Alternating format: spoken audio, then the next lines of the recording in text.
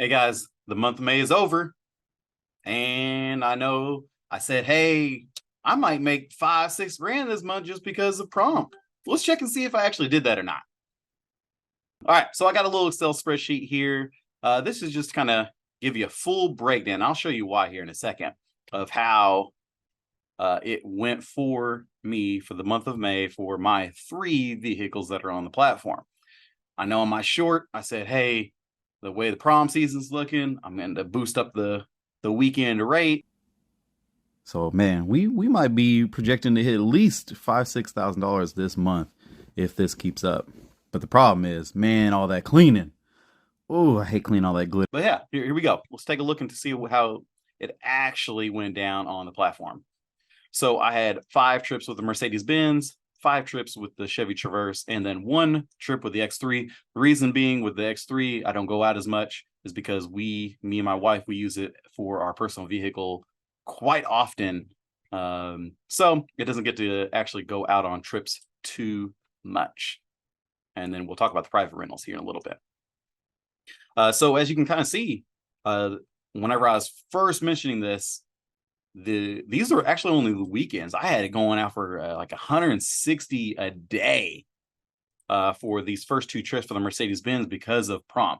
Now I know that these are going to be some sketch rentals in the month of May, so I shot my prices up, um, and I'm just expecting the worst, but hoping for a good profit if nothing really actually happens. So last year at this time, somebody rented out my BMW 330 and actually messed up the fender, the front bumper, and it was like the 3rd trips with the vehicle. So that was on prom. I found all the glitter and all that crap in there, so I made sure to actually take advantage of this time and know what I was getting myself into. And if somebody wanted to rent it, they were going to pay a little bit higher premium to be able to get this vehicle and hopefully take care of it better when spending that much on the rental. But anyways, almost 500 for this rent, and then the second trip was about $500 as well.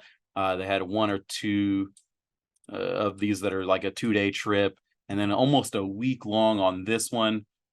This is more during the week, and so the 5th trip was a lot less money made because it was during the week and not hitting that weekend, which would have been like another almost just over the weekend. A 2-day trip over the weekend is roughly almost $300. So, but anyways, and from my other YouTube short, you've seen, hey, I had this comparison A and B. What would you do if you had a vape that you found, and then what would you do if you found some actual blunt wrap that was open in your vehicle? What would you do? Which one of these two you think will be a smoking fee, A or B? But I actually got $250 off of that, and as you can see, $250 is almost 10% extra for the month. And yeah, definitely worth it whenever you claim those smoking fees and you do make those claims. You have some evidence. A lot of people do a lot of illegitimate seeking, and then I'm pretty upfront with my clients. I even ask them most of the time, hey, were you smoking the vehicle? Here's what I found. And then maybe there's a little grace whenever that comes out. But with the Traverse, a lot of 1, 2 day rentals. I had in here, you can see there's one that kind of bled over into the reason I Turo's cool with the income or the earnings, but the problem with the earnings through Turo is they only give you the earnings that you made in the month. So if the trip ended in May, that's how they actually calculate your trip earnings. So let's say that I had a 2-week rental in April and it came back on the 2nd day of May. It would give me the earnings for everything of April actually right here in May.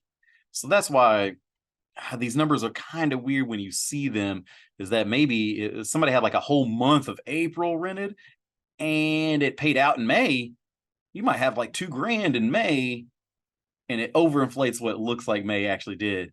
But when you actually made all that money back in April. But anyways, That's why I made this Excel spreadsheet to show you exactly what I believe or what I would count as my true month. Had one private rental. This one went from out on the 22nd of May and just came back about 2 or 3 days ago, about June, I think it's the 3rd. But I only accounted for how much I would have made if it was actually in the month of May.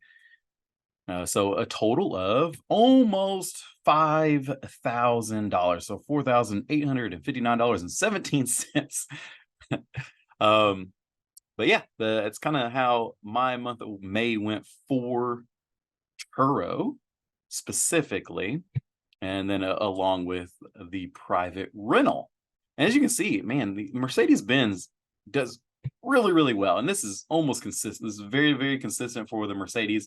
I'm without the smoking fee. I can't always assume I'm going to get a smoking fee, but I would say that I'm somewhere between $1,800 to $2,000 on the Mercedes each and every single month. Now you're like, oh, what happened here? There's a lot that happened these last 3 months. We had a vehicle. So when I finally got the Traverse back in March, you kind of see how these numbers ramped up. 874 in February, 841 in January. Just some rough times for Turo rentals. It was only the Mercedes at this time because all of my vehicles were down. The Traverse was in a wreck, and I had 2 other vehicles that were going through a total loss claim. Just tragic what happened back in November through December of last year. But we're back in business now. We're starting to see how this picks up. And I expect June to be exactly the same.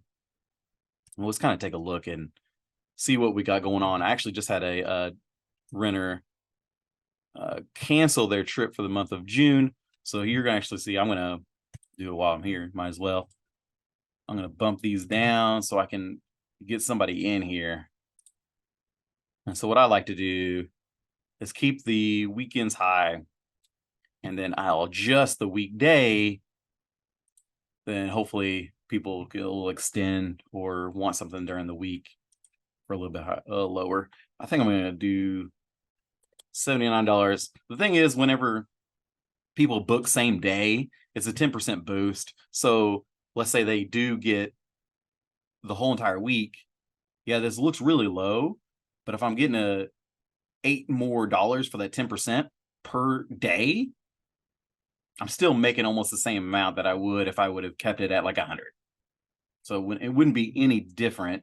That's what I like about being able to manipulate and change these numbers. I always have the automatic set up in the pricing here.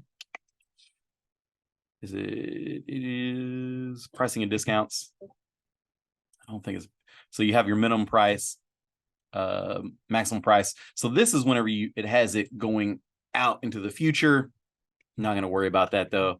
So I kind of keep that a little bit high because I don't want people renting 3 months out at this price, especially on the weekends, whenever you can get 130 a day. And so you're almost losing out on like $40 per day, especially if they rent that far out.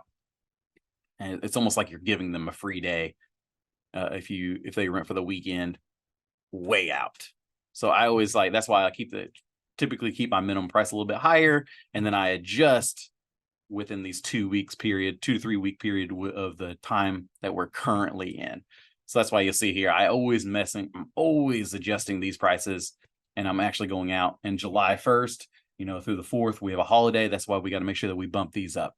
Anyways, let's kind of look into how I run my Turo fleet. And the month of May, which was fantastic. I did almost hit that $5,000 that I was expecting through prom, but didn't get it all the way. Last time in prom season, it was rough, and I didn't adjust my prices on the weekend right. And I had like a really nice little accident that costed almost $3,000 to get my BMW fixed. So I knew this time I was going to have to really adjust those prices to counteract, and hopefully people take care of stuff when they're paying 30-40% more for that weekend. But yeah, but if that's something you guys like, you enjoy looking at this content that I'm putting out, this is my month of May. Hit that like button, hit that subscribe, ring that notification bell, and I will catch you guys next time. Take care, y'all.